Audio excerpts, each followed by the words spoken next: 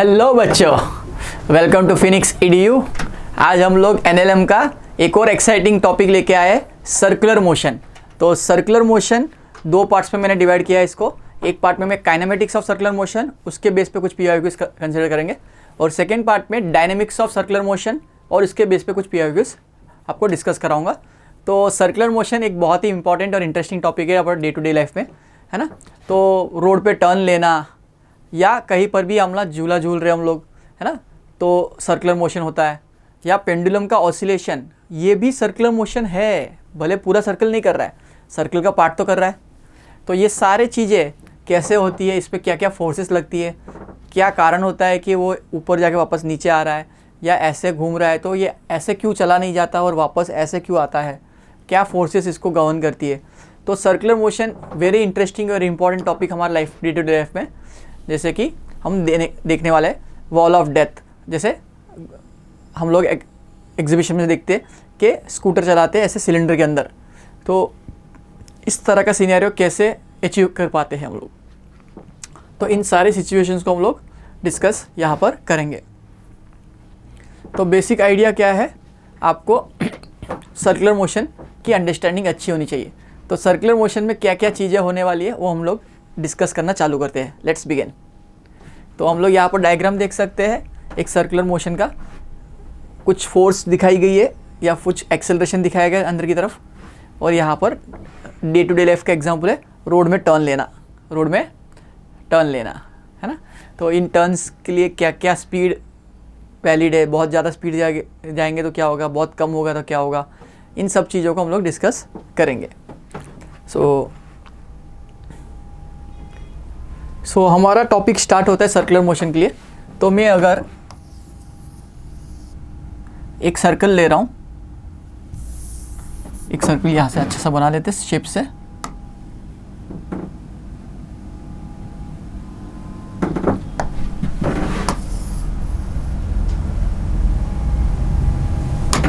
Flow chart से नहीं लेते, सर्कल से लेते, शेप से। इन्होंने फिल कर रखा है, फिल ऑफ करना है।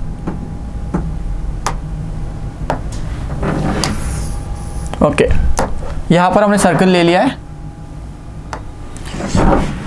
तो यहाँ पर कोई भी पोजीशन हमने मार ली, यहाँ पर ये एंगल थीटा पे एक पोजीशन आपने मान ली। तो इसका रेडियस अगर r है तो ये भी r है। तो इस पोजीशन के कोऑर्डिनेट्स लिखना हो तो कैसे लिखेंगे। तो देखो ये r है, तो ये लेंथ जो होगा वो r cos थीटा होगा, और ये जो लेंथ होगा ये r sin थीटा होगा। तो इस पॉइंट्स के कोऑर्डिनेट होंगे r cos theta, r sin theta, पे theta is the angular displacement. तो यहाँ पर हम लोग देखना चाहेंगे कि ये जब ऐसे मूव कर रहा है तो ये एंगुलर डिस्प्लेसमेंट किस हिसाब से बदलता है। ये थीटा जो है डिस्प्लेसमेंट है, थीटा जो है एंगुलर डिस्प्लेसमेंट है, थीटा जो है एंगुलर डिस्प्लेसमेंट है। लीनियर डिस्प्लेसमेंट जैसा पढ़ा था हम लोगों ने अभी तक, स्ट्रेट लाइन में मूव कर रहा है तो लीनियर डिस्प्लेसमेंट कहते थे, ऐसे कर्व्ड पाथ में मूव कर रहा हो तो एंगुलर डिस्प्लेसमेंट कह सकते हो। तो यहाँ पर theta is the angular displacement. Then इसका आर वेक्टर लिखा जा सकता है, अगर इसको मैं ओरिजिन मान रहा हूँ 0,0, तो ये कोऑर्डिनेट हो जाएंगे r cos theta, r sin theta. तो r cos theta i cap plus r sin theta j cap, ऐसे इसको लिख सकते हो। हम देखना चाहेंगे इसका डिस्प्लेसमेंट क्या होगा। इसको देखने के लिए पहले तो छोटी छोटी चीज़ें समझते हैं, कुछ रिलेशंस लाने से पहले हम बेसिक चीज़ें समझते हैं कि एंगुलर डिस्प्लेसमेंट क्या होता है, उसको समझते हैं। तो ये पोजीशन वेक्टर लिखने का तरीका है जो हम लोग आगे यूज़ करेंगे। अगर ये सर्कल में आपने यहाँ से स्टार्ट करके यहाँ पहुँच गए, ये इनिशियल पोजीशन या फाइनल पोजीशन, तो आपने ये एंगल कवर किया थीटा, तो theta is called angular displacement, theta is called angular displacement.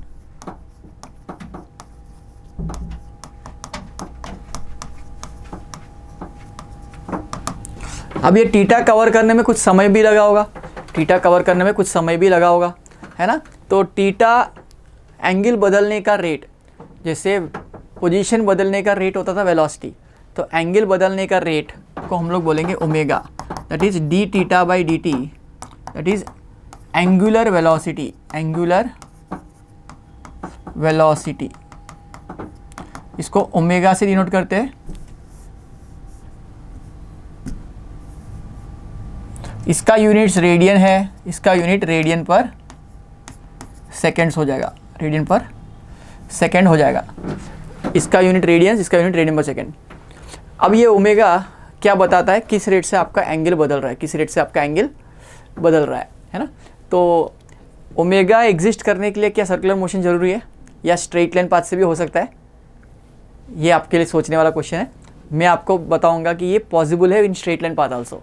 Okay, omega हमने डे टू डे में कैसा ऑब्जर्व किया, जब फ़ैन बंद है तो फ़ैन का ब्लेड रुका हुआ है, अब फ़ैन जब चालू हो रहा है तो इसका इनिशियली ओमेगा है और ओमेगा बढ़ रहा है इनिशियली, तो ओमेगा भी बदल सकता है टाइम के साथ।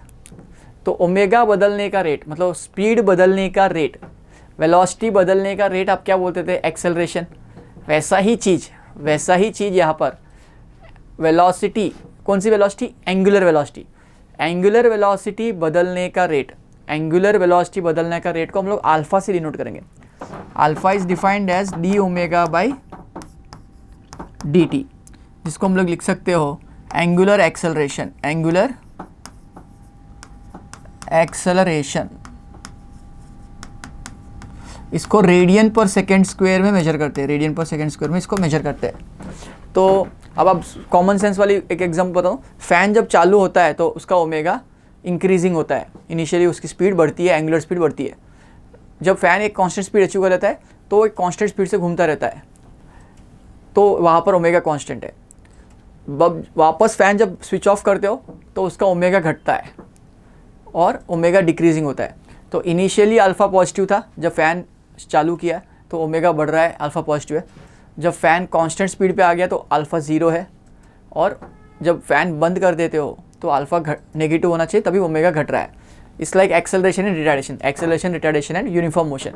तो ओमेगा बताता है कि how quickly you are gonna turn in a given path, in a given circular path. Okay, तो यहाँ पर इनके रिलेशंस जो है ये एंगुलर रिलेशंस है, इनको हम रिलेट करना चाहते हैं लीनियर क्वांटिटीज़ के साथ। पहली बात तो ये सिमिलर टू डिस्प्लेसमेंट है, omega is similar to velocity and alpha is similar to acceleration, alpha is similar to acceleration. But linear के साथ इसका क्या रिलेशन होगा वो समझने के लिए हम लोग डिराइव करेंगे कुछ इक्वेशंस। उससे पहले मैं आपको बताया था ओमेगा जो होता है ये बताता है एंगल बदलने का रेट। मतलब मैं बोल रहा हूँ कुछ एंगल कवर किया, 30 डिग्रीज मत लिखो, 30 डिग्रीज को π/6 लिखिए, रेडियंस में लिखो, है ना, रेडियंस में लिखना होता है। सेकेंड इंपॉर्टेंट चीज़ आपको याद रखनी है, omega must be in radiance. ये वेक्टर क्वांटिटी है, इसका डायरेक्शन कैसे प्रेडिक्ट करते हैं, तो इसका डायरेक्शन प्रेडिक्ट करते हैं। अगर आप ऐसे क्लॉकवाइज घूम रहे हो, ऐसे एंटी क्लॉकवाइज घूम रहे हो, तो जिस डैश में घूम रहे हो उस डैश में हाथ को घुमाओ, तो आपका थंब जहाँ पर आएगा वो आपका ओमेगा का डायरेक्शन होगा। ओमेगा का डायरेक्शन कैसे प्रेडिक्ट करते हैं, direction in which your rotation is occurring, curl your fingers in this direction, your thumb will give you the direction of omega. और ये जो डायरेक्शन है राइट हैंड यूज़ करना है, लेफ्ट मत यूज़ करना, ध्यान रखना। Curl your fingers in the direction of rotation and your thumb will give you the direction of omega. Okay, second cheese alpha. अब अल्फ़ा क्या है, ओमेगा बदलने का रेट। तो ओमेगा का डिफरेंस जो होगा, ओमेगा बढ़ रहा है या घट रहा है, वो भी उसी तरह में घूमेगा। तो ये डायरेक्शन, इसी लॉजिक को अल्फ़ा के लिए भी यूज़ कर सकते, ओमेगा बदलने का रेट, ओमेगा बदलने का रेट। तो ओमेगा अगर चेंज इन ओमेगा जो आएगा वो प्लस या माइनस आ सकता है। प्लस आया तो सेम डायरेक्शन एज ओमेगा हो जाएगा, और माइनस आया तो अपोजिट डायरेक्शन टू ओमेगा, मतलब इनटू द पेज या आउट ऑफ द पेज हो जाएगा। अगर ओमेगा बढ़ रहा है तो आपका डायरेक्शन ऐसे ही होगा, ओमेगा फाइनल का भी इनिशियल का भी, है ना। तो डिफरेंस जो होगा वो इसी डैश में आएगा, तो आपका रिजल्टेंट अल्फ़ा का डायरेक्शन भी यही होगा। बट ओमेगा घट रहा है तो ओमेगा इनिशियल बड़ा होगा, ओमेगा फाइनल छोटा होगा, तो डिफरेंस लोगे तो नेगेटिव, मतलब ऑपोजिट डायरेक्शन आएगा। तो ऑपोजिट डायरेक्शन मतलब आपका अल्फ़ा का डायरेक्शन ऑपोजिट टू ओमेगा होगा। बट अल्फ़ा और ओमेगा ऑलवेज पैरेलल या एंटी पैरेलल आएंगे, पैरेलल या एंटी पैरेलल आएंगे, मतलब into the page, out of the page. अगर सर्कुलर मोशन पेज पे देख रहे हो तो इनटू द पेज या आउट ऑफ द पेज आपका आएगा डायरेक्शन, है ना। तो अल्फ़ा और ओमेगा का डायरेक्शन प्रेडिक्ट करने का तरीका, curl your fingers in the direction of omega और in the direction of rotation, thumb will give you the direction of omega. Okay, omega के लिए टेक्निक क्या है बेटा, curl your fingers in the direction of rotation, thumb will give you the direction of omega. ये vector quantities है alpha और omega. तो इसके कुछ बेसिक रिलेशंस जो इनसे पहले लीनियर क्वांटिटी से रिलेट करने से पहले, अगर अल्फा कांस्टेंट है, जैसे एक्सेलरेशन कांस्टेंट होता था, यूनिफॉर्म एक्सेलरेशन के हमने कुछ इक्वेशन लिखे थे, वैसे ही डिट्टो इक्वेशंस यहाँ पर भी वैलिड होंगे। तो equations of uniformly accelerated motion, uniformly accelerated motion, uniform angular acceleration, okay, uniformly accelerated, bracket में लिख लो angular acceleration, okay, angular acceleration constant है, मतलब अल्फा कांस्टेंट हो तब वैलिड है, अल्फा कांस्टेंट हो तभी वैलिड है इक्वेशंस, ओके। अल्फा कांस्टेंट जैसे ए कांस्टेंट होता था तो v equal you plus A T लिखते थे, v क्या है, ओमेगा जैसा है, तो लीनियर क्वांटिटी से रिलेट करना हो तो omega final equal to omega initial plus alpha t. Similarly s की जगह लिखना है टीटा, डिस्प्लेसमेंट कौन है यहाँ पर, एंगुलर डिस्प्लेसमेंट है, डिस्प्लेसमेंट क्या है, एंगुलर डिस्प्लेसमेंट है, तो theta is equal to omega initial into t plus 1/2 alpha t square. A की जगह लिखना है, एक्सेलरेशन की जगह लिखना है अल्फा, एस की जगह लिखना है टीटा, वी की जगह ओमेगा फाइनल, यू की जगह ओमेगा इनिशियल। इन 4 पॉइंट्स को याद रखना है, एस की जगह डिस्प्लेसमेंट टीटा, वी और यू की जगह ओमेगा फाइनल ओमेगा इनिशियल जो वेलोसिटीज है, टाइम की जगह कुछ चेंज नहीं है, एक्सेलरेशन की जगह अल्फा बिकॉज ये एंगुलर क्वांटिटीज है। तीसरा इक्वेशन हो जाएगा omega v square minus u square, omega final square minus omega initial square 2 alpha theta, 2 alpha theta. तो ये फॉर्मूलास आपको पता ही था।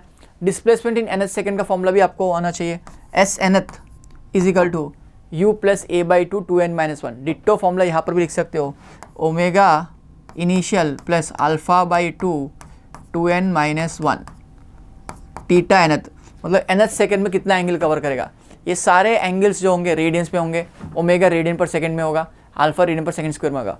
बट कभी कभी रेडियंस की जगह आरपीएम दे देंगे, ओमेगा को आरपीएम, रिवोल्यूशंस पर मिनट। तो रिवोल्यूशन का मतलब क्या हुआ, एक पूरा चक्कर, एक पूरे चक्कर में आप बताओ कितना एंगल कवर हो सकता है। एक पूरे चक्कर में एंगल 2 पाई रेडियंस कवर होता है, 360 डिग्रीज, 360 को 2 पाई लिखेंगे तो 1 आरपीएम को लिख सकते हो 2 पाई रेडियंस, ओके। मिनट को 60 से डिवाइड कर दो, मिनट मतलब 60 सेकेंड्स, तो ये रेडियन पर सेकेंड में कन्वर्ट हो जाएगा। तो ये कन्वर्जन फैक्टर आपको याद रखना है, बहुत सारे क्वेश्चंस में रेडियन पर सेकेंड्स में कन्वर्ट करने की ज़रूरत पड़ सकती है। तो कभी कभी बिकॉज आपका सर्कुलर मोशन बहुत तेज़ी से हो रहा है, तो ये बहुत ओमेगा को डिफाइन करना रेडियन पर सेकेंड की जगह कभी कभी मोस्ट ऑफ द इंस्ट्रूमेंट्स में रिवोल्यूशन पर सेकेंड्स मिनट में दे देंगे। जैसे आपका ग्राइंडिंग मशीन है या ड्रिलिंग मशीन है, इन सब का आप मशीन पे पढ़ोगे ना तो आरपीएम में लिखा होगा रिवोल्यूशन पर मिनट कितने है। फ़ैन की ब्लेड की स्पीड कितने आरपीएम से घूम रही है ना। फ़ैन की स्पीड कम आरपीएम में होगी, बट ड्रिलिंग मशीन की आरपीएम बहुत ज़्यादा होगी, है ना। ड्रिलिंग मशीन बहुत तेज़ी से घूमता है और दीवार को छेद कर देता है, तो ये आरपीएम्स ड्रिलिंग मशीन में ज़्यादा होंगे, फ़ैन में कम होंगे। तो ये आरपीएम से रेडियन पर सेकेंड में कैसे कन्वर्ट करेंगे, 2 पाई बाई 60 से मल्टीप्लाई करके, इसको ध्यान में रखिए, ये भी काम में आएगा। अब मैंने एक चीज़ बताई थी, क्या ओमेगा एग्जिस्ट करने के लिए क्या सर्कुलर मोशन या सर्कुलर पाथ ही ज़रूरी है। Can linear path create a omega, can linear path create a omega. तो उसको समझते यहाँ पर, इस रास्ते पे ऐसा मान लेते आपकी गर्लफ्रेंड जा रही है, तो आप यहाँ पर खड़े हो, तो आप क्या चाहोगे, ऑब्वियसली उसको देखना चाहोगे। तो आपकी गर्लफ्रेंड की स्पीड में मान लेता हूँ 5 मीटर पर सेकेंड है, 5 मीटर पर सेकेंड। तो 1 सेकेंड के बाद आपकी गर्लफ्रेंड कहाँ पहुँच जाएगी, 5 मीटर आगे पहुँच जाएगी। तो यहाँ पहुँच गए, मान लेते हैं ये 5 मीटर का गैप, ओके। आप पहले आपके सामने थी एग्जैक्टली यहाँ पर, अब वो 5 मीटर आगे चली गई, तो आप ऐसे देखोगे, ऐसे ऐसे ऐसे देखोगे ना, है ना, सही बात है। तो आप अपनी मुंडी ऐसे घुमाओगे, तो आप यहाँ देख रहे हो, तो यहाँ पर कुछ एंगल बन गया। पाथ कैसा है, स्ट्रेट लाइन है, इस एंगल को मैं θ1 बोल रहा हूँ। मतलब थीटा 1 एंगल हो गया। अभी अगले सेकंड में अगले सेकंड में और 5 मीटर कवर करेगी, तो इतना ही डिस्टेंस में यहाँ ले रहा हूँ 5 मीटर। तो अभी अगली बार आपकी नज़र यहाँ पहुँच जाएगी, 5 सेकंड पे यहाँ पहुँच गई थी, 10 सेकंड पे यहाँ पहुँच जाएगी, है तो आप अपनी मुंडी ऐसे ऐसे घुमाओगे, तो अगले सेकंड में क्या हो जाएगा, अगले 5 मीटर।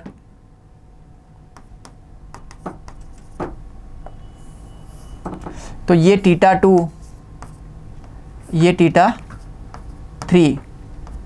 आप क्या देख पा रहे हो, थीटा 1, थीटा 2, थीटा 3 सेम है कि अलग अलग है?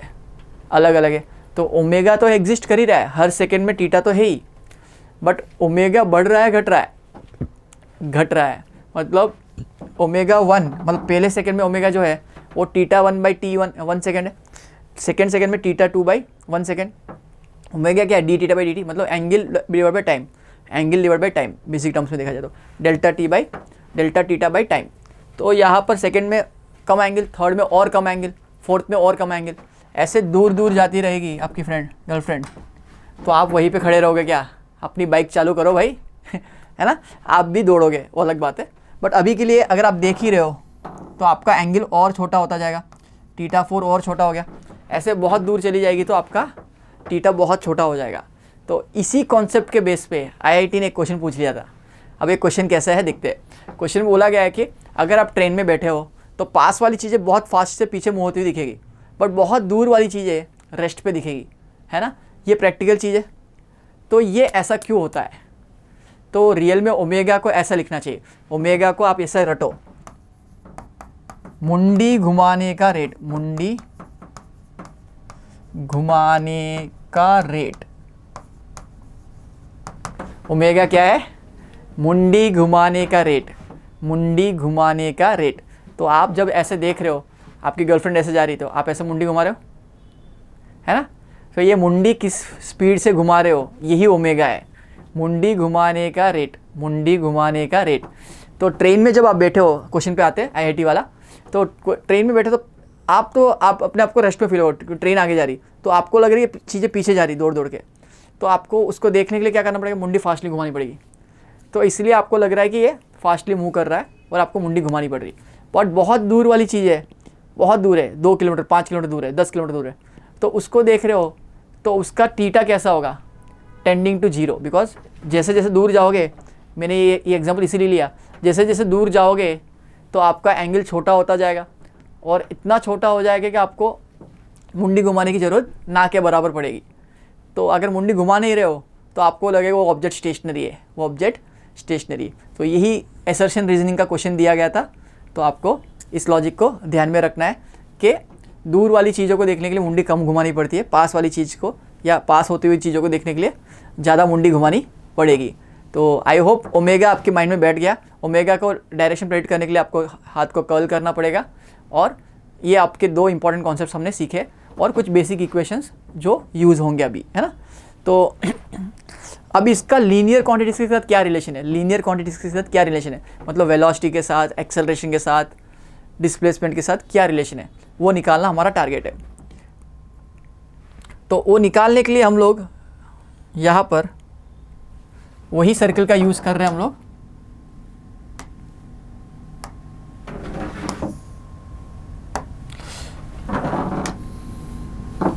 यहाँ से आपने कोऑर्डिनेट बनाया था r, जिसका r cos theta, r sin theta coordinates थे इसके।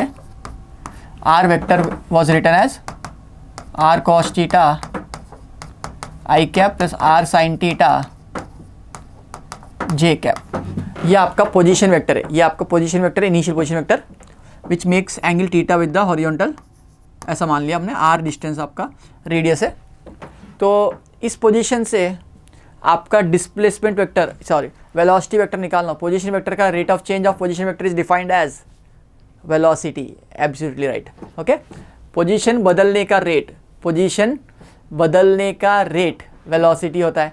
तो velocity is defined as dr/dt। तो इसको टाइम से डिफरेंशिएट कर लेते हैं। तो डिफरेंशिएट करो, r तो कांस्टेंट है, cos का डिफरेंशिएशन हो जाएगा minus sine theta i cap into d theta by D T, because हम तो टाइम से डिफरेंशिएट कर रहे हैं, थीटा तो हमारा फंक्शन नहीं है, तो theta with respect to time d theta by D T, जिसको हम लोग आगे जाके ओमेगा लिख रहे हैं। इससे ही प्लस साइन का डिफ्रेंशिएशन हो जाएगा cos theta j cap into d theta by D T.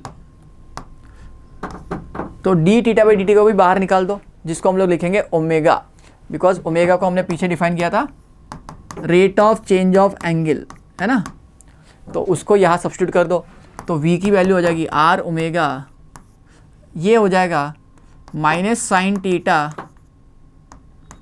I cap plus cos theta j cap. Okay, अब ये पूरा देखा जाए ना, इसको मैं साइन स्क्वायर प्लस इन आई इसका वेक्टर एडिशन लूँ तो 1 आएगा यूनिट, इसका मैग्नीट्यूड क्या आएगा 1 आएगा। देखो sine square plus cos square 1 आएगा, तो आपको वेक्टर एडिशन इसका करोगे, ये दोनों परपेंडिकुलर वेक्टर से आई कैप और जे कैप, तो इनका वेक्टर एडिशन तो 1 आ रहा है। तो ये एक टाइप का यूनिट वेक्टर है, इसको एक नया नाम दिया गया यूनिट वेक्टर along tangent।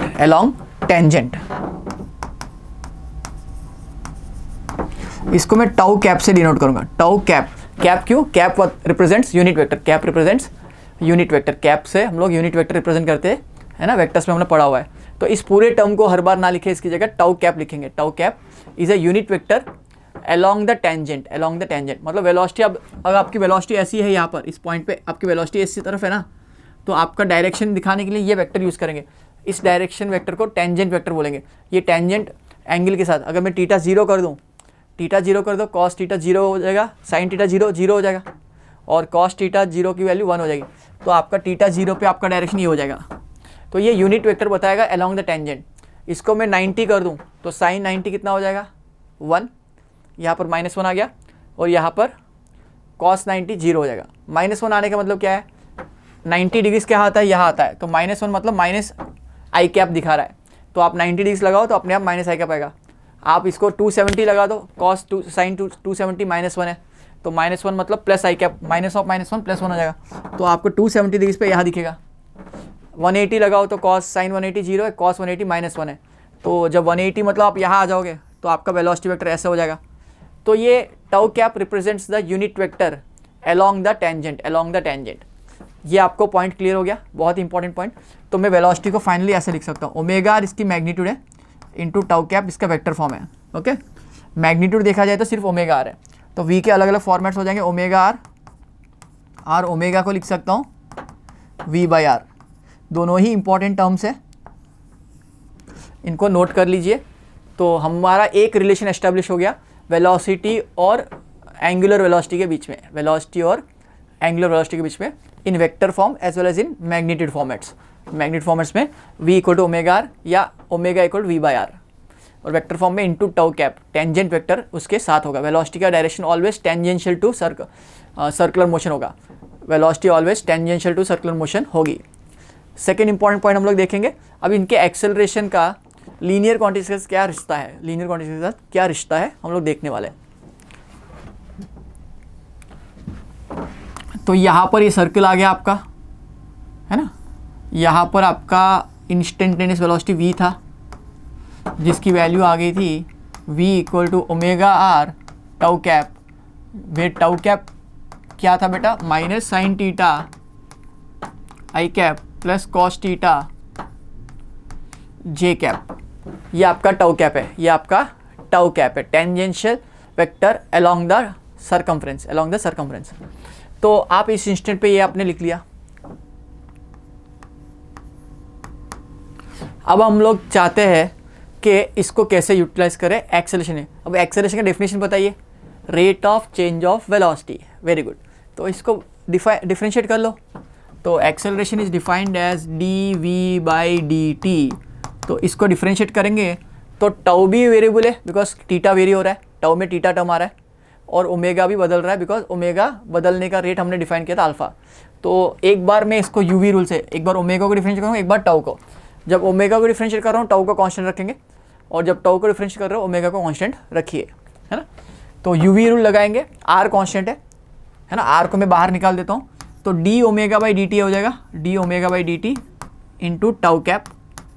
ये मैंने लिखा, ओमेगा को डिफरेंशिएट किया, टाउ को कांस्टेंट रखा, सेकेंड टाइम मैंने ओमेगा को कांस्टेंट रखा, टाउ को डिफरेंशिएट करो। अब साइन का डिफरेंशिएशन हो जाएगा कॉस, और माइनस तो है ही, तो इसमें हो जाएगा minus cos theta i cap into d theta by D t, into d theta by D t, into d theta by D t, plus cos का डिफरेंशिएशन माइनस साइन, तो minus sine theta j cap into d theta by D t आ गया। तो इस minus को common कर सकते हो, d theta by D t क्या होता है ओमेगा, तो omega into omega, omega square हो जाएगा। अब आर को इस D omega by D t को क्या लिख सकते हैं इस टर्म्स में, देखो D omega by D t क्या होता है, अल्फा होता है, और D theta by D t क्या होता है, d theta by D T omega होता है। तो आप देख सकते हो इसको मैं अल्फा लिख दूंगा, इस D theta by D t को ओमेगा लिखो तो omega into omega, omega square हो जाएगा। तो आप एक्सेलरेशन को लिख सकते हो यहाँ पर alpha r tau cap, alpha r tau cap minus omega square r into sine theta, sorry cos theta plus cos theta i cap plus sine theta j cap, ये ऐसे पूरा लिख दिया आपने। अब अगेन ये पूरा एक यूनिट वेक्टर है, sine square plus cos square क्या है 1 है, तो इसको एक नया यूनिट वेक्टर, इस माइनस को भी अंदर ले सकते हो चाहे तो हम इसको प्लस लिख के इस माइनस को बाहर लिख दिया। ओके, इस माइनस को मैंने यहाँ बाहर लिख दिया, minus of cos theta i cap plus sign theta j cap. तो इस पूरे को एक यूनिट वेक्टर माना गया, इसको बोलते हैं unit vector along the radius. Okay, along the radius n cap, normal vector बोल सकते हो, इसको एन कैप से जनरली डिनोट करते हैं। तो एन कैप क्या है, आपका यूनिट वेक्टर है, इनसाइड है इसलिए माइनस आ रहा है, वो इनटू द पेज आ रहा है टुवर्ड्स सेंटर। तो n cap is unit vector along radius towards centre, towards centre. इसका डायरेक्शन कैसा होगा, टुवर्ड्स सेंटर होगा, टुवर्ड्स सेंटर होगा। तो इसको मैं अभी नेट एक्सेलरेशन को लिख सकता हूँ ए नेट, अल्फा आर को एक नया नाम दिया गया, अल्फा आर को एक नया नाम दिया गया। ये एक्सेलरेशन किस तरफ है, ये एक्सेलरेशन वेलोसिटी के अलोंग है, इस तरफ है एक्सेलरेशन, और एक एक्सेलरेशन इस तरफ है टुवर्ड्स सेंटर, है ना। इसको और इसको अलग नाम दी, इसको बोलते हैं tangential acceleration because it is along the tangent, it is along the tangent. तो इसको मैं लिखूंगा ए टी टाउ कैप, मतलब अल्फा आर का नया डेफिनेशन हो गया, a t is defined as alpha into r, alpha into r. Tangential acceleration, क्या नाम दिया गया इसको, टेंजेंशियल एक्सेलरेशन। ओके, और यहां पर ओमेगा स्क्वायर आर को एक नया नाम दिया गया, सेंट्रीपिटल, जो बचपन से आपने बहुत सुना होगा सेंट्रीपिटल फोर्स या सेंट्रीफ्यूगल फोर्स, तो omega square r is centripetal acceleration. तो इसको मैं ए आर या ए सी, कभी कभी रेडियल एक्सेलरेशन भी बोलते हैं। तो ये जो टुवर्ड्स रेडियस है इसलिए ए आर, या ए सी टुवर्ड्स सेंटर है इसलिए सेंट्रीपिटल एक्सेलरेशन बोला जाता है, सेंट्रीपिटल एक्सेलरेशन इसको बोला जाता है। बहुत ही इंपॉर्टेंट टर्म है, वो ऑलवेज कोई भी पॉइंट पे देखो वो टुवर्ड्स सेंटर होगा, कोई भी इंस्टेंट पे देखोगे वो ऑलवेज टुवर्ड्स सेंटर होता है, टुवर्ड्स सेंटर होता है, इसलिए सेंट्रीपिटल एक्सेलरेशन बोलते हैं। ए सी इंटू इस पूरे minus of cos theta i cap plus sign theta j cap, minus of cos theta i cap plus sign theta j cap को एन कैप रिप्रेजेंट करते हैं, एन कैप रिप्रेजेंट करते हैं। तो इस पूरे को हम लोग बोलते हैं नेट एक्सेलरेशन। अब net acceleration composes of two parts, one is along the tangent, one is towards the centre, towards the centre. इन दो चीज़ों को अच्छे से समझना है। अगर सर्कुलर मोशन हो रहा है, ऐसा सर्कल में घूम रहे हो, तो कोई भी इंस्टेंट पे ये वेलोसिटी किधर है, इस इंस्टेंट पे ऐसी है। तो अगर कोई फोर्स अंदर की तरफ नहीं होती तो ये सीधा चला जाता है ऐसे, तो इसको कोई ना कोई डायरेक्शन चेंज करा रहा है। तो सेंट्रीपिटल एक्सेलरेशन का रोल है इसका डायरेक्शन चेंज करे continuously. Centripetal acceleration is a must criteria, it is a must criteria for circular motion. Centripetal acceleration के बिना सर्कुलर मोशन पॉसिबल नहीं है, बिकॉज सर्कुलर मोशन हो रहा है, इसका मतलब इसका डायरेक्शन चेंज हो रहा है in every instant, every instant इसका डायरेक्शन चेंज हो रहा है। देखो मैं दिखाता हूँ, यहाँ पर वेलोसिटी इस तरफ है, कोई अंदर खींच रहा होगा सेंट्रीपिटल एक्सेलरेशन से, तभी उसका वेलोसिटी ऐसी है ना। अगर मैं इसका वेलोसिटी कांस्टेंट मान रहा हूँ, v कांस्टेंट है, अगर v कांस्टेंट है आपका, दैट इम्प्लाइज एक्सेलरेशन टेंजेंशियल 0 है। v कांस्टेंट मतलब ओमेगा कांस्टेंट है, ओमेगा कांस्टेंट है मतलब अल्फा क्या हो गया, 0 हो गया। अल्फा 0 मतलब अल्फा इंटू आर 0 है ना, तो ये सब कनेक्टेड है। Velocity constant, omega constant, omega constant, velocity का मैग्नीट्यूड कांस्टेंट, वेलोसिटी का मैग्नीट्यूड कांस्टेंट मतलब स्पीड कांस्टेंट, तो ओमेगा भी कांस्टेंट, ओमेगा भी कांस्टेंट मतलब अल्फा 0, अल्फा 0 मतलब टेंजेंशियल एक्सेलरेशन नहीं है। तो ये v वेलोसिटी से जा रहा है, ये भी v है, v को मान लेते 10 मीटर पर सेकेंड, तो ये 10 मीटर पर सेकेंड। तो अगर ये स्पीड्स कांस्टेंट है, ये स्पीड्स कांस्टेंट है, this acceleration is termed as direction जो चेंज करता है, इसका रोल क्या है, सिर्फ डायरेक्शन चेंज करना, ये मैग्नीट्यूड चेंज नहीं करता। तो आप AC के बारे में लिख लो, AC is defined as omega square r. अब मैं ओमेगा को क्या लिख सकता था, V बाई आर, ओमेगा को लिख सकते हो V बाई आर, ओमेगा को क्या लिख सकते हो आप, V बाई आर। अगर इसको मैं यहाँ प्लग करता हूँ तो V square over r square, V square over r square, r square में से एक आर कट जाएगा तो बचेगा V square by r, V square by r. ये दो स्टैंडर्ड फॉर्मूलाज जो आपको बहुत ज़्यादा काम में आएंगे, तो इनको याद रखना है। एक और फॉर्मूला आता है, अगर ओमेगा इंटू ओमेगा लिख दूँ, एक ओमेगा V बाई आर लिखो तो V ओमेगा भी आंसर आ जाएगा, बट हमको उसकी ज़रूरत ज़्यादा नहीं पड़ती। तो इधर ओमेगा स्क्वायर आर या V स्क्वायर बाई आर की ज़रूरत ज़्यादा पड़ेगी, तो हम लोग इन दोनों को याद रखते हैं, इंपॉर्टेंट है। ओके, तो सेंट्रीपिटल एक्सेलरेशन का पर्पस क्या है, रिपीट करिए मेरे साथ। सेंट्रीपिटल एक्सेलरेशन का पर्पस है डायरेक्शन चेंज कराना, ये मैग्नीट्यूड चेंज नहीं करा सकता है। तो इस मोशन को हम लोग बोलेंगे uniform circular motion. Uniform circular motion ये क्या हो जाएगा, uniform circular motion, uniform circular motion. तो यूनिफॉर्म सर्कुलर मोशन का मतलब क्या हुआ, इसमें स्पीड कांस्टेंट है, क्या वेलोसिटी भी कांस्टेंट है, absolutely wrong. Velocity is defined by two terms, magnitude and direction.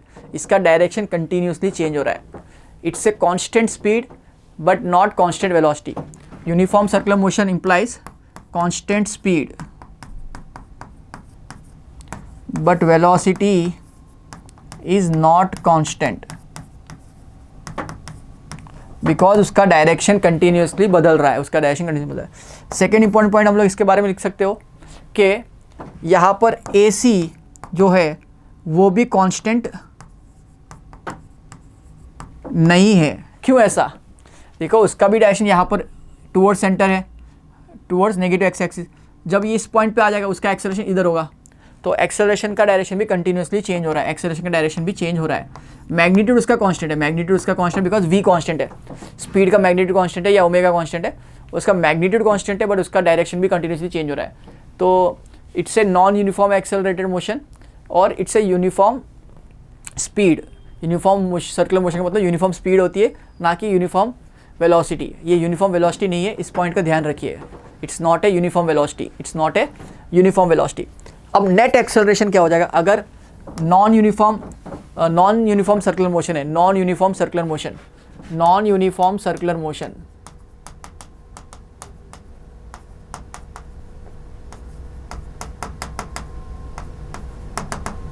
इसका मतलब क्या होता है, मतलब आपका स्पीड कंटिन्यूसली बदल रहा है। आपका स्पीड यहाँ पर 10 है, यहाँ 12 है, यहाँ कुछ 15 है, यहाँ पर कुछ 20 हो गया, है ना, कुछ बदल रहा है। बेसिकली बदलने का रेट आपको कुछ दिया होगा, तो यहाँ पर स्पीड का वैल्यू बदल रहा है, मतलब एक एक्सेलरेशन इसकी मैग्नीट्यूड बढ़ा रहा है। वो एक्सेलरेशन इसके अलोंग हो सकता है, अलोंग होगा तो बढ़ाएगा, इसके ऑपोजिट होगा तो मैग्नीट्यूड घटाएगा। बट ये इसका मतलब क्या हुआ, यहाँ पर एक एक्सेलरेशन एग्जिस्ट कर रहा है along or against the velocity. This acceleration is called tangential acceleration. Tangential acceleration is defined as alpha into r. यहाँ पर दो एक्सेलरेशन है, एक टेंजेंशियल, एक सेंट्रीपिटल। तो नेट एक्सेलरेशन देखो आपको, ये अगर AC है, ये आपका AT है, तो नेट एक्सेलरेशन ऐसा कुछ हो जाएगा A नेट। अगर ये एंगल अल्फा बना, ये एंगल थीटा बना रहा है, थीटा यूज़ करें, फाई बना रहा है, तो tan phi is equal to, मैंने एंगल फाई लिया, थीटा एंगुलर डिस्प्लेसमेंट के लिए यूज़ किया इसलिए, और अल्फा एंगुलर एक्सेलरेशन के लिए यूज़ किया, तो मैंने कुछ एंगल फाई डिफाइन किया। tan phi is defined as opposite और एडजेसेंट, तो AC बाई AT, और इसका मैग्नीट्यूड कितना हो जाएगा, नेट एक्सेलरेशन का magnitude a net is acceleration tangential square plus centripetal का स्क्वायर अंडर रूट। तो इन दोनों फॉर्मूलाज का बहुत इंपॉर्टेंस है।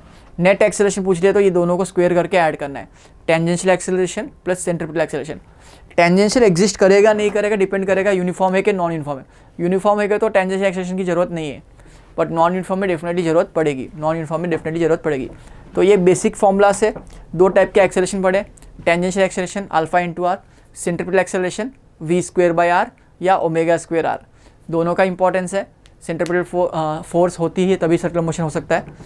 टेंजेंशियल एक्सेलरेशन एग्जिस्ट करेगा तो स्पीड चेंज हो सकती है वरना नहीं चेंज होगी, but centripetal acceleration is a must, it's a must.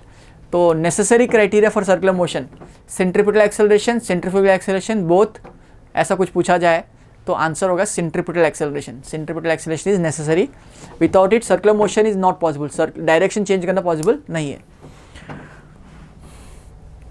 Then अगले पॉइंट पे चलते हैं हम लोग, कुछ क्वेश्चंस डिस्कस करेंगे इनके बेस पे। तो फर्स्ट क्वेश्चन हम लोग ले रहे हैं यहाँ पर, जो है आपका मॉड्यूल का क्वेश्चन है, particle of mass m describes circular radius of r। तो रेडियस r है, एक पार्टिकल सर्कुलर रेडियस r में घूम रहा है। Okay, the centripetal acceleration of particle is given as 4/r²।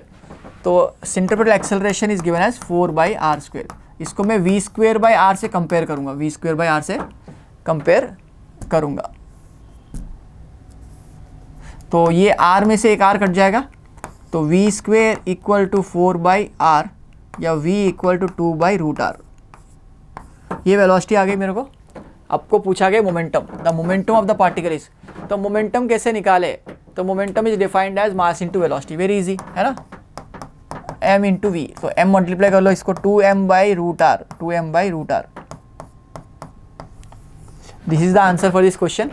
तो 2m/√r मेरे लिए ऑप्शन नंबर 2 में मैच हो रहा है, ऑप्शन नंबर 2 से मैच हो रहा है। सो नेक्स्ट क्वेश्चन पे चलते हैं। इजी क्वेश्चन है टू स्टार्ट विथ। हमने सिर्फ एक्सेलरेशन, सेंट्रीपिटल एक्सेलरेशन का फॉर्मूला यूज़ किया है। ω² भी यूज़ कर सकते थे या v²/r, बट हम लोग v में इंटरेस्टेड थे इसलिए v²/r यूज़ किया है। ओमेगा यूज़ कर सकते थे अगर आपको ओमेगा के टर्म में आंसर कुछ चाहिए होता तो, है ना। यहाँ पर एक क्वेश्चन दिया है, insect is trapped in circular groove. एक इंसेक्ट जो है एक सर्कुलर ग्रूव में ट्रैप हो चुका है, ऑफ रेडियस 12 सेंटीमीटर्स, है ना, and it is along the steadily and complete 7 revolutions. 7 revolution कर रही है 10 सेकेंड में, 7 रिवोल्यूशन कर रही है 100 सेकेंड में। What is the linear speed of the motion, linear speed कितनी पूछी गई है। ओके, तो देखो एक सर्कल में ऐसे घूम रही है, वो इंसेक्ट आपकी ऐसे घूम रही है, सर्कल में घूम रही है, जिसका रेडियस दिया हुआ आपको, रेडियस कितना दिया है, 12 सेंटीमीटर दिया हुआ है, 12 सेंटीमीटर दिया हुआ है। 7 रिवोल्यूशंस कंप्लीट कर रही है, तो एक रिवोल्यूशन में कितना डिस्टेंस होता है 2πr। तो टोटल डिस्टेंस कितना हो जाएगा 2πr इंटू 7, और कितने टाइम में कंप्लीट कर रही है 100 सेकेंड में। ओके, तो आपको पूछा गया लीनियर स्पीड v पूछा गया, तो v equal to distance upon time, very easy. तो 2 इंटू पाई को आप लिख सकते हो 22/7 इंटू r को दिया है 12 into 7 number of revolutions by time 100 seconds. Okay, तो 7 से 7 कट गया, तो बचा क्या आपका 44 इंटू 12, 44 इंटू 12 आपका 530 के आसपास आ रहा होगा, 530 के आसपास 528 529 आएगा आपको। तो आप देख सकते हो ये 528/100 जैसा दिख रहा है, तो 5.28 दिखेगा आपको, है ना। तो ये अप्रॉक्सीमेटली आंसर 5.28 5.3 से मैच हो जाएगा। तो 5.3 सेंटीमीटर पर सेकेंड, 5.3 सेंटीमीटर पर सेकेंड आपका आंसर हो जाएगा, आपका आंसर हो जाएगा 5.3 सेंटीमीटर पर सेकेंड। यूनिट्स देखो सेंटीमीटर में दिया तो आंसर भी सेंटीमीटर पर सेकेंड में ही आएगा, इसका ध्यान रखिए, यूनिट्स का ध्यान रखिए, मीटर पर सेकेंड मत लिखना, है ना। सो अगले क्वेश्चन पे चलते हैं। Angular speed of a flywheel moving with uniform angular acceleration changes from 1200 to 3120। Okay, तो ओमेगा फाइनल ओमेगा इनिशियल दिया हुआ है आपको, आरपीएम में दिया हुआ है, जैसे मैंने बताया आरपीएम में कभी कभी दे देते। टाइम दिया है 16 सेकेंड। ओके, तो टाइम दे दिया आपको 16 सेकेंड, ओमेगा फाइनल दिया हुआ है 3120, ओमेगा इनिशियल दिया हुआ है 1200, दोनों ही आरपीएम में दिए हुए हैं। तो RPM को रेडियन पर सेकंड में कैसे कन्वर्ट करें, 2π/60 मल्टीप्लाई करो, है ना। तो the angular acceleration in radian per second square, angular acceleration in radian per second square. तो अल्फा पूछा गया है, alpha is omega final minus omega initial by time, because omega final is equal to omega initial plus alpha t. जैसे acceleration को v minus u by t लिख सकते थे, वैसे ही फॉर्मूला यहाँ लिखा मैंने। तो आप यहाँ लिख दो 3120 माइनस 1200 इंटू 2π/60 डिवाइड बाई 16, ऐसे लिख सकते हैं, है ना। तो अब देख लो इसको सपरेट करके, है ना। तो आंसर में सब में पाई दिया है, तो पाई की टेंशन मत लो, पाई तब में छोड़ दो, सारे ऑप्शन में पाई दिया हुआ है, तो पाई को ऐसे रहने देते हैं, है ना। तो यहाँ पर 3120 में से 1000 निकालो, 2120 हो गया, 100 निकालो 2020 हो गया। तो ये 1900, 200 निकालने से 1920 हो गया, 1920 में 1000, हाँ 1920 हो जाएगा, 1920 हो जाएगा, ये 1920 हो जाएगा। 200 निकालने से 2920, 1000 निकालने से 1920 इंटू 2π/16 इंटू 60 में से एक जीरो यहाँ काट दो, 6 जाएगा 3 टाइम्स, है ना। तो 3 कितनी बार जाता है 192 में, 3 6 जार, 18 में 1 बाहर आ जाएगा, तो 64 जार, ओके। तो 16 जाएगा 4 टाइम्स 64 में, तो आपका 4π बच रहा है answer. Alpha is 4π radian per second square. ये आपका क्वेश्चन आया हुआ था नीट 2022, रिसेंट ईयर में आया हुआ क्वेश्चन है, और बहुत ही आसान क्वेश्चन है देखा जाए तो, है ना।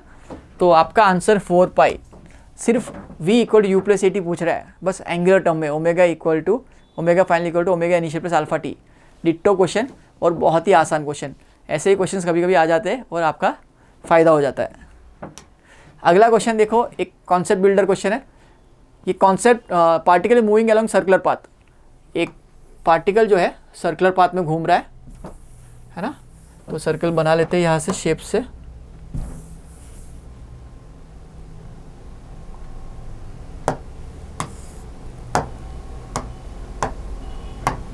तो यहाँ पर सर्कुलर पाथ में घूम रहा है, तो सेंट्रीपिटल एक्सेलरेशन, लीनियर वेलोसिटी, सबके रिलेशन पूछा गया। ये आपकी वेलोसिटी होगी, ये आपका सेंट्रीपिटल एक्सेलरेशन होगा, ये टेंजेंशियल एक्सेलरेशन, ऐसे घूम रहा है तो ओमेगा ऐसे होगा, ओमेगा घूमने का डायरेक्शन ऐसा है, तो ऐसे घुमाओगे तो ओमेगा का वेक्टर डायरेक्शन जो होगा आपकी तरफ होगा, है ना।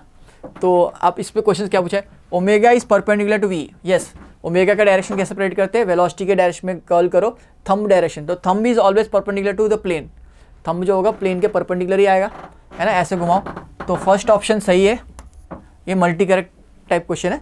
Second option, omega is perpendicular to alpha, alpha तो ओमेगा बढ़ रहा है या घट रहा है ऐसा कुछ दिया नहीं है, अगर बढ़ रहा हो मान लेते हैं तो अल्फा का डायरेक्शन सेम होता, घट रहा होता तो ओमेगा और अल्फा का डायरेक्शन ऑपोजिट होता, बट परपेंडिकुलर नहीं होता, दोनों इनटू द पेज या आउट ऑफ द पेज आते हैं, तो सेकंड ऑप्शन डेफिनेटली गलत है।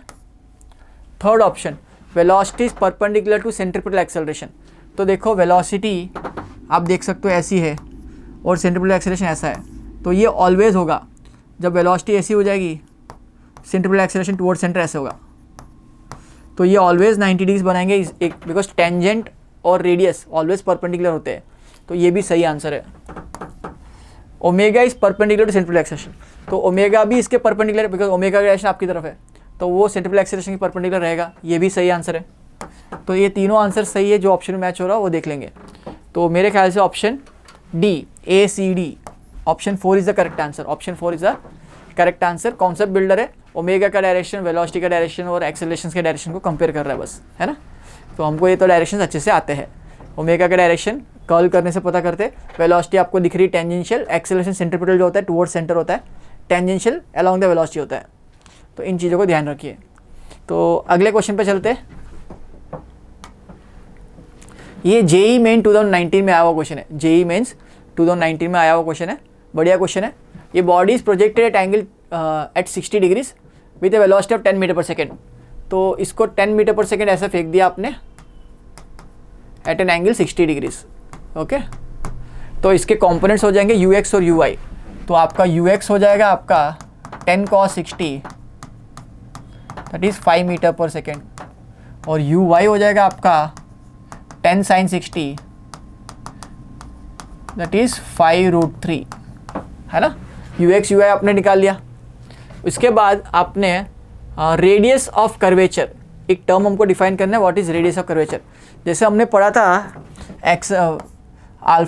Acceleration centripetal is v square by r, तो रेडियस ऑफ कर्वेचर को डिफाइन किया गया v square by a. But ये सेंट्रीपिटल एक्सेलरेशन का जो रेडियस है, एक्सेलरेशन है, वो वेलोसिटी के कैसे डायरेक्शन, कितने एंगल बना रहा है, 90 डिग्री। तो आपको इसको ऐसे याद रखना है, परपेंडिकुलर, एक्सेलरेशन परपेंडिकुलर। तो इसको डिफाइन किया गया radius of curvature, radius of curvature. ज़्यादा टेंशन लेने वाली बात है ही नहीं, ये फॉर्मूला आपको याद रख सकते हो। हमने फॉर्मूला डिराइव किया है, a c equal to v square by r, उससे ही आर को लिख सकते हो v square by a c. But a c और वी में रिलेशन कैसा है, दोनों परपेंडिकुलर होने चाहिए। तो नेट वेलोसिटी के परपेंडिकुलर जो एक्सेलरेशन होगा उससे डिवाइड करना है, नेट वेलोसिटी का square divide by perpendicular acceleration. इस फॉर्मूला को ध्यान में रखिए, नेट वेलोसिटी का square divide by acceleration perpendicular to the velocity, acceleration perpendicular to the net velocity, acceleration perpendicular to the net velocity. तो ये प्रोजेक्टाइल मोशन करेगा ऐसा बोल रहा है, 1 सेकंड के बाद पूछ रहा है क्या होने वाला है। तो इसका प्रोजेक्टाइल मोशन कुछ ऐसा होगा। तो आप टाइम ऑफ फ्लाइट देख सकते हो, इसका 1 सेकंड से थोड़ा कम है और आधा सेकंड से ज़्यादा है। तो टाइम ऑफ फ्लाइट आधा रास्ता काट चुका होगा, है ना। आप टाइम ऑफ फ्लाइट का फॉर्मूला 2u/g लगाओ, 2u/g। तो 2/g कितना हो जाएगा, 5। मतलब टाइम ऑफ फ्लाइट आप निकाल के देखो, 2u/g होता है, तो g/2 5 हो जाएगा। तो ये 5√3 डिवाइड बाई 5 कट के आपका हो जाएगा √3। √3 जो होता है 1.73 सेकेंड्स होता है, 1.732। इसका मतलब क्या हुआ, ये 2 सेकेंड्स से कम है। मतलब 1 सेकेंड जो होगा वो 50% के बाद ही आएगा। मतलब आपका वेलोसिटी जो होगा इस इंस्टेंट पे यहाँ पर कहीं पर होगा, ये वेलोसिटी होगा आपका। तो आपका यूएक्स कभी चेंज नहीं होता, यूएक्स कभी चेंज नहीं होता। वी वाई आपका डाउनवर्ड आ जाएगा, वी वाई आपका डाउनवर्ड आ जाएगा। अब वी वाई निकाले कैसे, u y minus g t, equation of motion लगा दो इन वर्टिकल डायरेक्शन। तो टाइम तो आपको दे दिया 1 सेकेंड, टाइम आपको क्वेश्चन में दिया हुआ है 1 सेकेंड।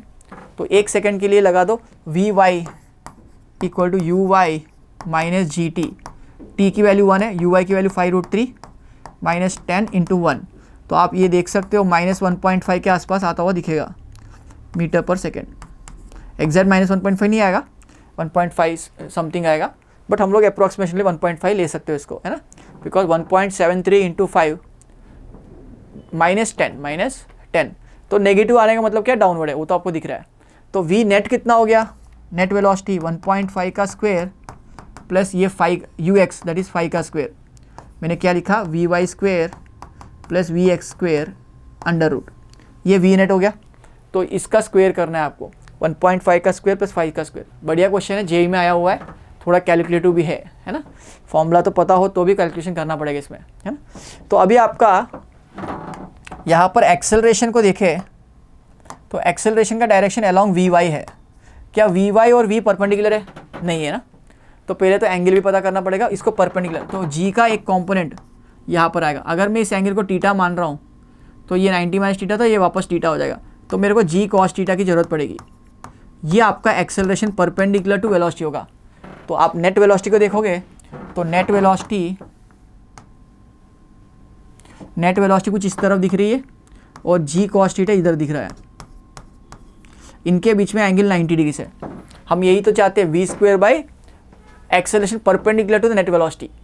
तो पहले तो कॉस थीटा क्या है निकालने के लिए, पहले आपको थीटा निकालना पड़ेगा। तो थीटा निकालने के लिए आपको वेलोसिटी एक्स डैश में वाई डैश में पता है, उनका रेशियो निकाल सकते हो। तो tan theta is defined as, यहाँ थीटा लिया तो ये v y by u x, v y by u x. अब वी वाई कितना है आपका, वी वाई है 1.5 जितना, है ना।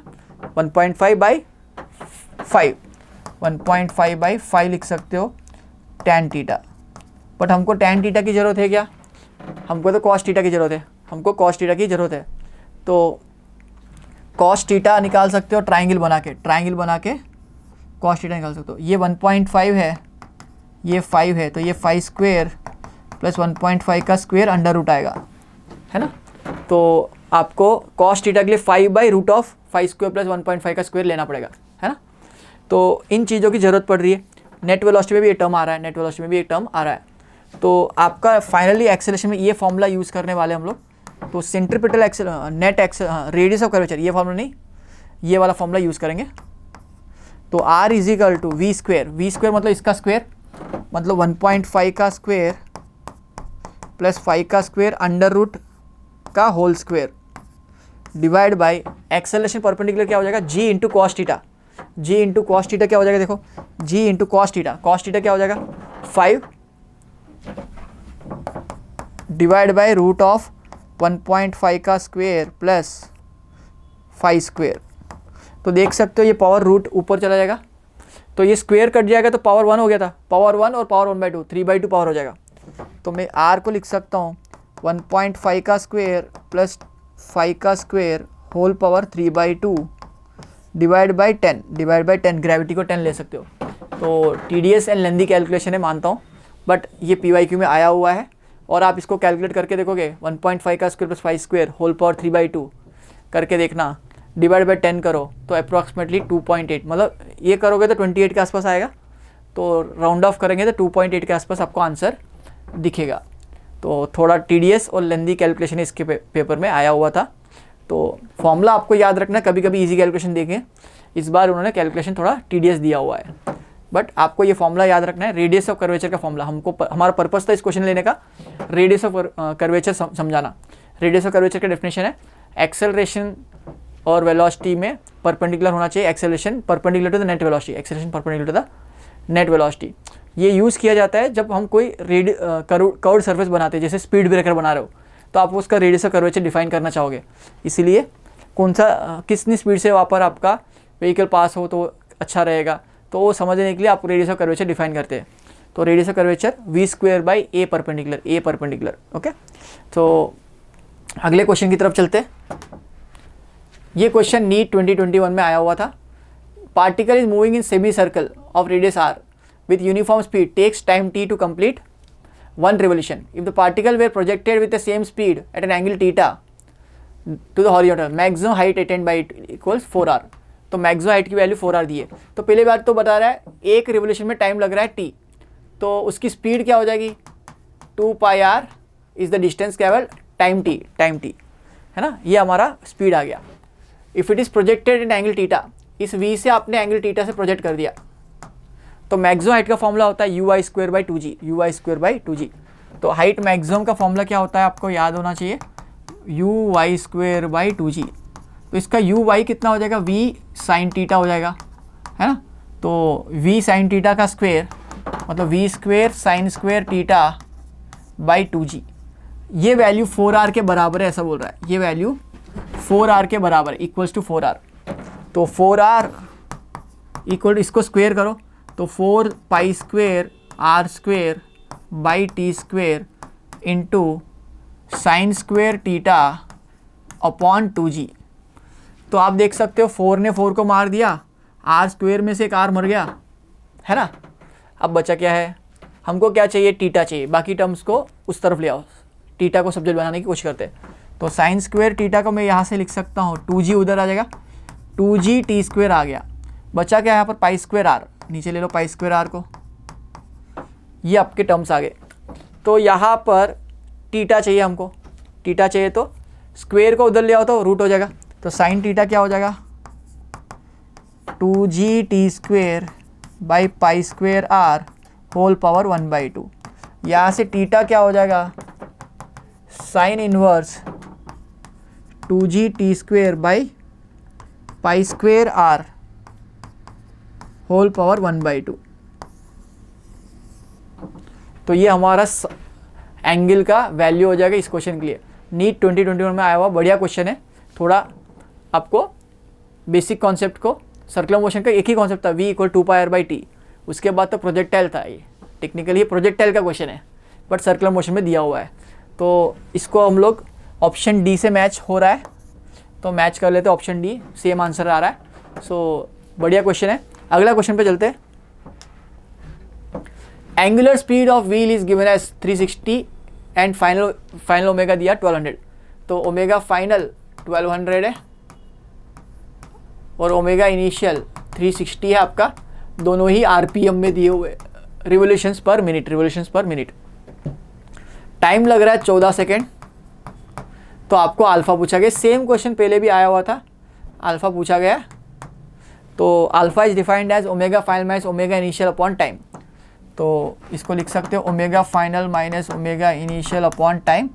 तो ओमेगा फाइनल कितना है आपका 1200 माइनस 360 डिवाइड बाई टाइम कितना है 14, ओके, इंटू 2π/60 भी करना पड़ेगा रेडियंस पर सेकेंड से revolution per revolution per minute से रेडियन पर सेकेंड में कन्वर्ट करना पड़ेगा आपको। तो इसको करते हैं तो 1200 माइनस 300 900 माइनस 16 840। तो बेटा ये आपको दिखना चाहिए 840/14। देखो ऑप्शन में सब में पाई दिख रहा है, तो पाई को छेड़ो मत, पाई को मत छेड़ो, है ना। इंटू 2/60 इंटू पाई, 60 में से एक जीरो काट दो, नंबर छोटा हो जाएगा। अब 6 जाता है 84 में कितनी बार 14 टाइम्स, 6 जाता है 14 टाइम्स, है ना। 6 15 जा 90 होता है, तो 14 टाइम्स 84 होगा। 14 कट गया, तो मेरे लिए आंसर आ रहा है 2π। तो आंसर छोटा सा प्यारा सा आंसर आ रहा है 2π। तो 2π radians per second square, 2π radian per second square. कुछ भी चीज़ भूल गए ना, आंसर बाकी ऑप्शन में आ जाएंगे। जैसे 60 भूल गए तो ये 60 टाइम्स ज़्यादा आता, तो 120 भी आ जाता, वो ऑप्शन में दिया हुआ है। तो रिवोल्यूशंस पर मिनट को रेडियन पर सेकंड में कन्वर्ट करने के लिए, रिवोल्यूशंस को रेडियन में कन्वर्ट करने के लिए 2π, मिनट को सेकंड में कन्वर्ट करने के लिए 60, इसका ध्यान रखिए। तो ये क्वेश्चन नीट 2020 में आया हुआ है, नीट 2020 में आया हुआ PYQ है। सो हम लोग इस लेक्चर को यहीं पे वाइंड अप करते। अगले लेक्चर में सर्कुलर मोशन के कुछ डायनेमिक्स, अभी तक हमने फोर्स के बारे में बात ही नहीं की, सेंट्रीपिटल एक्सेलरेशन बोला है, सेंट्रीपिटल टेंजेंशियल एक्सेलरेशन बोला है, उनके बेस पे क्वेश्चंस किए हुए हैं। अब अगले लेक्चर में हम लोग कुछ और इंटरेस्टिंग टॉपिक्स, सेंट्रीपिटल फोर्स क्या होती है, टेंजेंशियल फोर्स क्या होती है, इनका क्या इम्पैक्ट आता है लाइफ में, और ये कहाँ से आती है, और कैसे इसको हम लोग यूटिलाइज कर पाते हैं, इन चीज़ों को अगले लेक्चर में हम लोग डिस्कस करेंगे। Have a great day, bye bye.